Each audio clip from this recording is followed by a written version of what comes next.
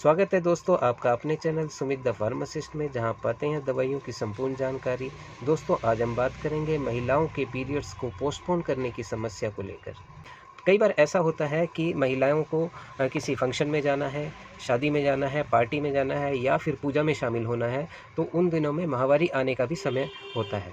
तो उनको लगता है कि माहवारी की तारीख जो है वो थोड़ी-सी डिले हो जाए, थोड़ा लेट हो जाए, ताकि वो अपने जो भी है फंक्शन है या पार्टी है या फिर पूजा में सम्मिलित हो सकें। तो ऐसी स्थिति में उनको कौन-सी दवाई लेनी चाहिए, कितनी मात्रा में लेनी चाहिए और कब नहीं लेनी चाहिए, इन सारी बातों के बारे में आज इस वीडियो में हम बातें करेंगे। तो चलिए शुरू करते हैं इस इंटरेस्टिंग वीडियो को और जानते हैं इस दवाई के बारे में संपूर्ण जानकारी। पीरियड्स को आगे करने का तरीका ऐसा होता है कि कई बार महिलाएं केमिस्ट स्टोर से जाकर दवाई ले आती हैं या फिर किसी सहेली या पड़ोसी की से संपर्क करके उनसे पूछकर भी दवाइयों को इस्तेमाल कर लेती हैं। उससे उनका पर्पस तो सॉल्व नहीं होता है, लेकिन उनके शरीर में कोई ना कोई तकलीफ आनी शुरू हो जाती है, क्योंकि उन्हें पूरा ज्ञान नहीं है कि इस दवाई को किस तरीके से लेना चाहिए और कितनी मात्रा में लेना चाहिए और कितने दिन लेना चाहिए। इसी वीडियो में आज हम पूरी बातें करेंगे और आपको बताने की कोशिश करेंगे कि इन दवाइयों को किस तरीके से इस्तेमाल करना चाहिए।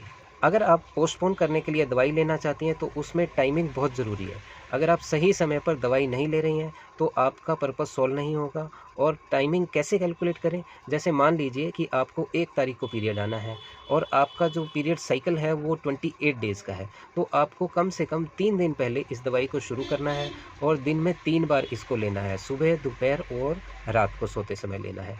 अब मान लीजिए आपका जो टाइम है, पीरियड है, वो आपका 30 दिन में आता है या किसी महिला को 35 दिन में आता है, तो आप उस हिसाब से अंदाज़ा लगा लीजिए कि आपकी डेट कौन सी है। जो अर्लियर डेट है कि आपको इस तारीख को हो जाना चाहिए, तो आपको उस तारीख से 3 दिन पहले से इस दवाई को शुरू कर लेना है और जब तक लेना है जब तक आप नहीं चाहते हो कि आपको पीरियड्स हों। जिस दिन आप इस दवाई को छोड़ देते हैं उससे 3 या 4 दिन के अंदर आपको पीरियड्स हो जाते हैं।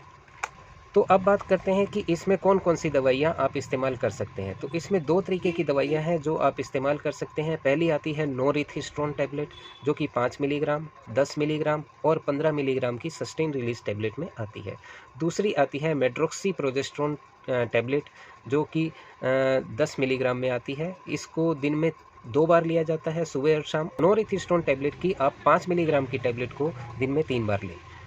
अब बात करते हैं कि आपको ये दवाई कब नहीं लेनी है। तो प्रेगनेंसी का अगर आपको शक है तो इन दवाइयों को नहीं लेना है, क्योंकि ये आपके बच्चे को नुकसान पहुंचा सकती हैं।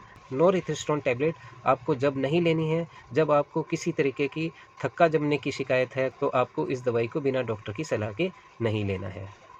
अब बात करते हैं इसके साइड इफ़ेक्ट्स के बारे में। तो शरीर में फुलावट होना, ब्रेस्ट में भारीपन होना, जी मिचलाना या पेट की गड़बड़ी होना या किसी महिला को वॉमिटिंग या उल्टी का सा मन होना, पेट में दर्द होना, ये समस्याएं इस दवाई के साइड इफ़ेक्ट हैं, इससे हो सकते हैं। इसे ज़्यादा से ज़्यादा आपको 10 से 15 दिन तक आप ले सकते हैं। जब ये टैबलेट ख़त्म हो जाएगी या जब आपका ये टैबलेट का कोर्स पूरा हो जाएगा, उससे 2 से 4 दिन के अंदर आपको पीरियड हो जाते हैं। अब बात करते हैं कि अगर पीरियड नहीं आए, दवाई आपने खाई और दवाई खाने के बाद आपने दवाई छोड़ दी और उसके बाद भी आपको पीरियड्स नहीं आए, तो ऐसी स्थिति में आपको डॉक्टर से संपर्क करना चाहिए।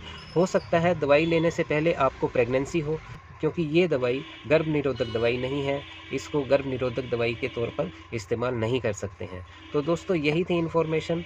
अगर इससे ज़्यादा आप कोई इन्फॉर्मेशन चाहते हैं तो आप अपने नज़दीकी किसी गायनेकोलॉजिस्ट से या किसी डॉक्टर से संपर्क कर सकते हैं, वो आपको इसके बारे में पूरी जानकारी देंगे।